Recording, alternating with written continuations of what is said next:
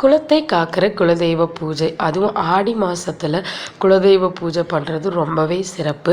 இன்றைக்கி ஆடி 2வது வெள்ளி நான் வீட்டில் பண்ண குலதெய்வ பூஜையை தான் உங்கள் கூட ஷேர் பண்ணியிருக்கேன். குலதெய்வத்துக்கு தேவையானது இந்த தட்டு, பித்தளை தட்டில் 2 அகல் விளக்கு, ஒரு சொம்பு தான். கழுவி மஞ்சள் குங்குமம்லாம் வச்சு ரெடியாக வச்சுருக்கேன். இந்த பவுடர் என்னன்னு பார்த்தீங்கன்னா 7 வகையான வாசனை பொருட்கள் எல்லாத்தையும் ஒன்றா போட்டு பவுடராக்கி வச்சுருக்கேன். ஸோ இந்த பவுடரு, பன்னீர், தண்ணி இதுதான் தேவை. தண்ணீரும் பன்னீரும் ஈக்குவலாக மிக்ஸ் பண்ணி வச்சுருக்கேன் பஞ்ச பாத்திரத்தில். இப்போது நம்ம குலதெய்வத்தை ரெடி பண்ணிடலாம். சொம்பில் தண்ணியும் பன்னீரும் கலந்து வச்சுருக்கோம் இல்லைங்களா, அதை முதல்ல நிரப்பிக்கணும். நிறைவாக இருக்கணும், குறைவாக இருக்கவே கூடாது. அடுத்ததான் இந்த பவுடரில் நல்லா ஒரு சிட்டிகை அளவுக்கு நம்ம ஆட் பண்ணிவிட்டு, நான் கொஞ்சம் மேலே ஜவ்வாதுமே ஆட் பண்ணேன்.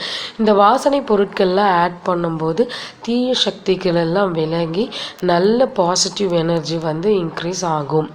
இந்த பூஜையை செவ்வாய் வெள்ளிக்கிழமையில் தொடர்ந்து பண்ணிட்டு வரும்போது நமக்கு நல்ல பலன் கிடைக்கும்.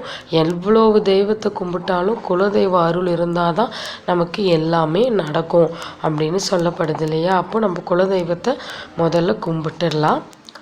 எல்லாம் ரெடி ஆயிடுச்சு. பூவால் நல்லா அலங்காரம் பண்ணியாச்சு.